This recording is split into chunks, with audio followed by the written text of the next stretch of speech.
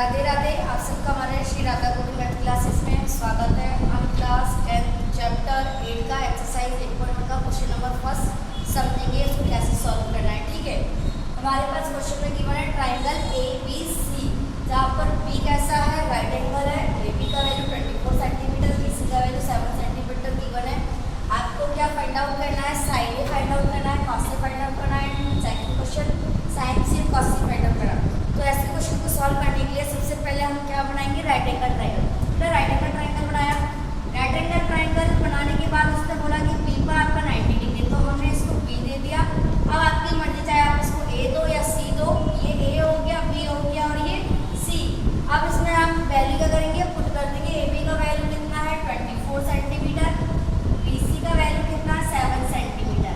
अब हमें क्या निकालना है, ए सी का वैल्यू। तो हाइपोटेन्यूज का वैल्यू निकालना है या बेस का निकालना है या परपेंडिकुलर का वैल्यू निकालना, तो हम पाइथागोरस थ्योरम का यूज करते हैं।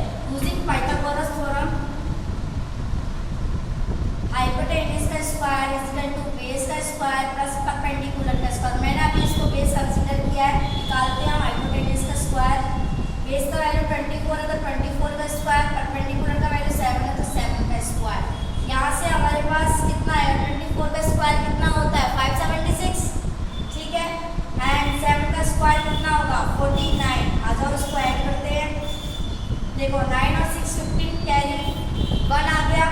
7 और 4 11, 11 और 1 12 का 2 कैरी 1 6। अभी देखो 625 किसका स्क्वायर है बेटा, 25 का स्क्वायर है। तो h का वैल्यू हमारे पास क्या आएगा, प्लस माइनस 25 आएगा। लेकिन हम प्लस का 25 लेंगे और यूनिट लगा देंगे, क्योंकि जो भी हमारी साइड होती है वो कैसी होती है, पॉजिटिव होती है। अब आपने लिखा यहाँ पर 25 सेंटीमीटर। अब हमें किसका वैल्यू कैलकुलेट करना है, साइन ए का। हमें पता है साइन क्या होता है, परपेंडिकुलर अपॉन हाइपोटेन्यूस होता है। कि एंगल किसकी बात कर रहा है, ए की बात कर रहा है। ए एंगल किस पर बन रहा है, इधर बन रहा है। जिस पर एंगल बनता है, सॉरी फॉर डिस्टर्बेंस, जिस पर एंगल बनता है उसको हम क्या लेते हैं, बेस लेते हैं। एंगल ए है तो बेस क्या हो जाएगा, ये हो जाएगा। तो परपेंडिकुलर इसके लिए क्या रहेगा बेटा, ये रहेगा 7 रहेगा। क्लियर है। जब बेस 24 है तो परपेंडिकुलर 7, तो परपेंडिकुलर का वैल्यू कितना हो गया 7 और हाइपोटेन्यूस का वैल्यू हो गया 25।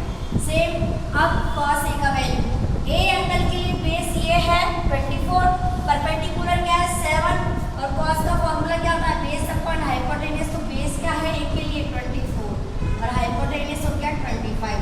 नेक्स्ट सेकंड देखिए, अब बात कर रहा है आपको साइन सी फाइंड आउट करना। अब किस एंगल की बात कर रहा है, सी एंगल की बात कर रहा है। सी एंगल के लिए बेस क्या हो जाएगा, बीसी, यानी कि बीसी का वैल्यू कितना हो गया 7 सेंटीमीटर।